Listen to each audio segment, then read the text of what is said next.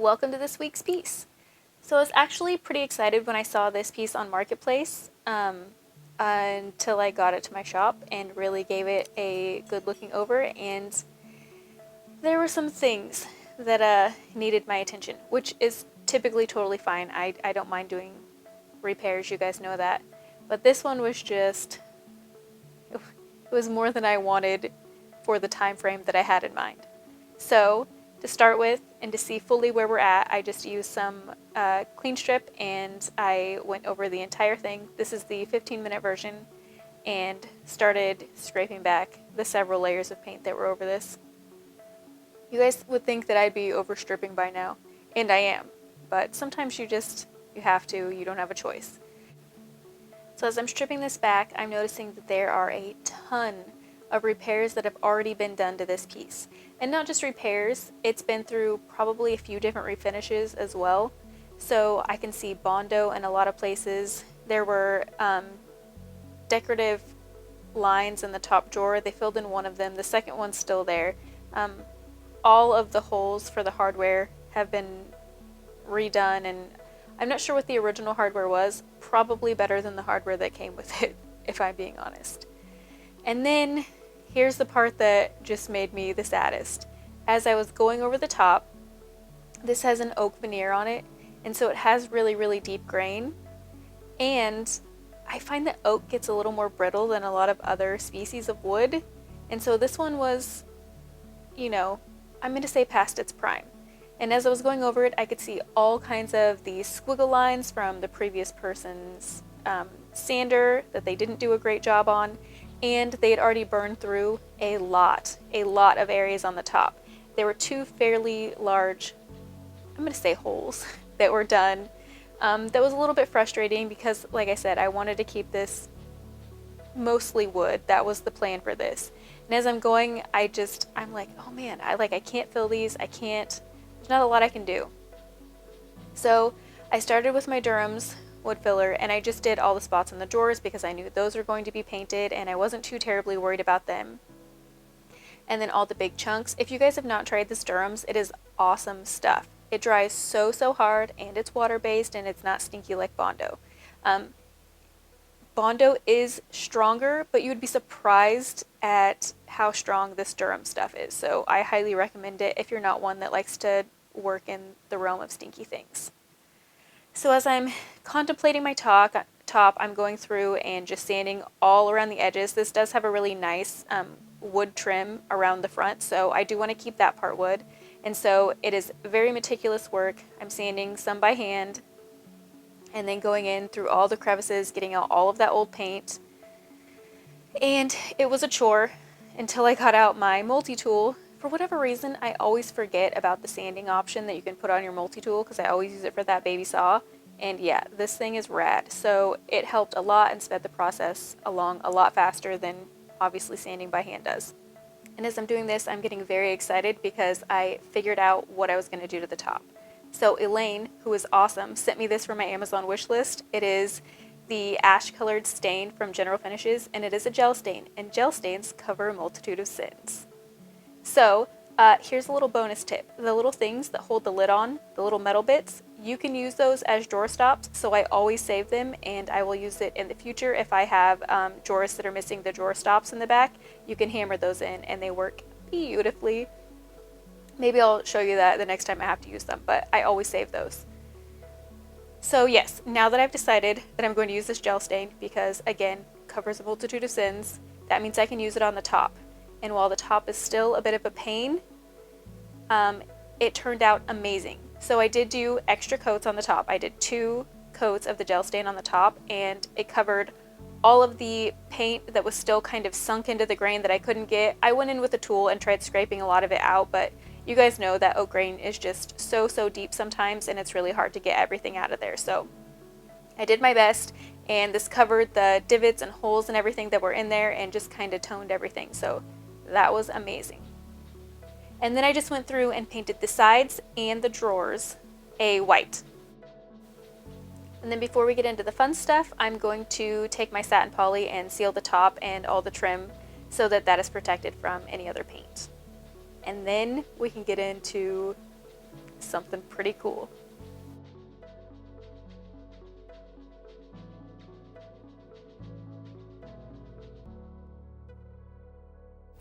So I thought today we'd do a picture in gray just to show you that anyone can paint.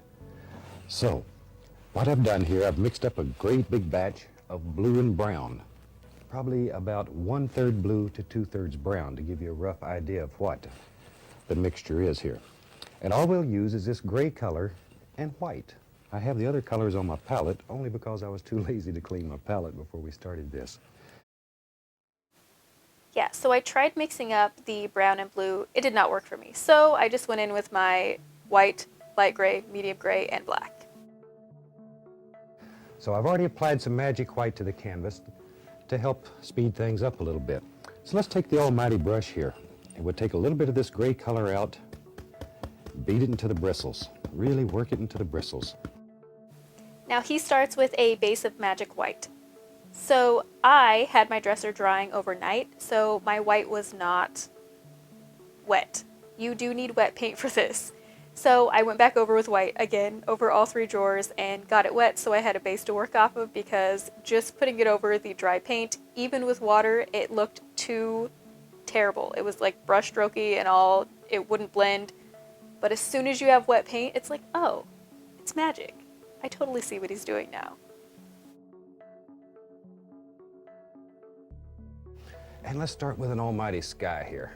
Just let it work around and play, and great big things happening here. Just let them fall right out of your brush. Keep that brush moving. Circular patterns.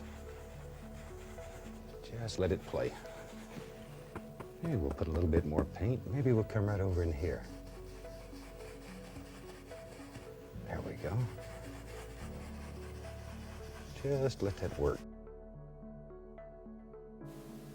So I literally just followed his tutorial. I hit pause a lot. His tutorials are about 20-ish minutes long, 20 to 30, I believe. This took me 3 hours.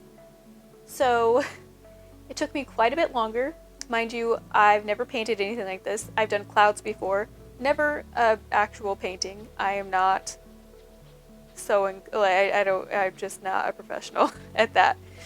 But it was fairly easy to follow. There were some things that I changed as I went along, and was kind of learning the feel for things, because you have to realize that you're working on a hard, flat surface instead of a canvas. Canvas has a little movement into it, and you can use different things. So I used plastic spatulas instead of metal, because I didn't actually want to scrape off the paint while I was using it. And then the spatula shape that he was using, I actually didn't like that shape. I started using it and I decided that it was still a little too firm. So I actually found a smaller one with more of the triangle head, and I finished out everything else that needed the spatula, and I did it with that one because it worked way better for me, and I could actually like get it to bend and move the way that I wanted it to. And then also the fan brush that I have was just a little too flimsy, so I think if I were to do this again, I would get a stiffer fan brush. But those were the 2 things that I really was like, oh, like if I did this every time, I think I would actually really enjoy doing this. So it was kind of fun. I loved that this is all just shades of gray. I think that made it a lot easier for me, having it be my first one, because then I felt like I couldn't mess up too much, and that could just be all in my head. I don't know. Again, never done this before, but it was actually very enjoyable. So I did have an issue because I only get to work for, those of you who know, I have a 3-year-old, so I only get to work for a few hours a day. And so I go to my shop while my husband watches him, and then I have to go kind of trade off and take him so my husband can go to work. So I get most of this done, and I'm like cutting it so close to getting home before my husband has to leave. So the next day when I come, the paint is all dry at the bottom, and I kind of have to work with dry paint at the bottom. So that wasn't ideal. It was kind of hard to add in more paint to get it wet again because you've already done the work. So if you have to do this, if you want to try this, I do recommend finishing it all in one go. That way your paint hasn't dried overnight. You do want to make sure everything stays wet because that's where all the blending happens and everything is beautiful and lovely and kind of works together that way. So these are all tips. I'm not kind of I'm not teaching you how to do this picture. I'm just learning myself. So I will have this video in particular linked down below if you want to see it in full and try your hand at it. I totally recommend it. You guys, this was so fun. I mean, it was just super, super fun. I can't believe just how enjoyable it was.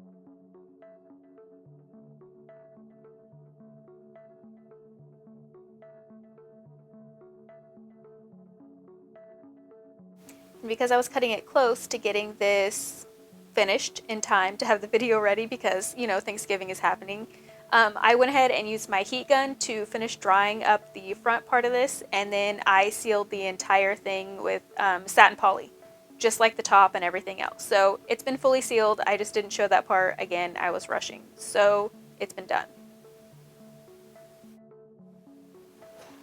Oh hi, Taryn here with Elegant Upgrades. And we've got the collaboration piece. So this is for the Cozy Winter collab with Flipping Drawers. That guy is awesome. Go check him out. I will have the playlist linked down below for everyone to go over and look at. There's at least 20 of us, so you guys will have your night cut out for you. I decided to copy a Bob Ross tutorial. It is the Shades of Grey one. I will also link that down below if you want to see it. The only thing I didn't do is he had a little house down here, which I didn't feel like needed to be on this, so I just made that part up.